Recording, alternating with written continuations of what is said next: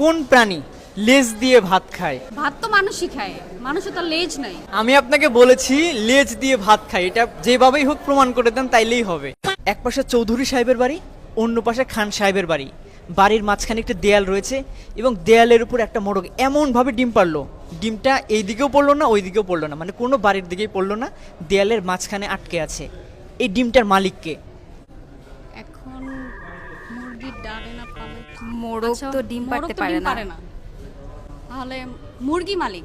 अच्छा মুরগি মালিক। মোরগ তো ডিমই পারে নাই, তাহলে হ্যাঁ। তো এখানে কেউ মালিক না। মুরগি মালিক। মোরগ তো ডিম পারতে পারে না।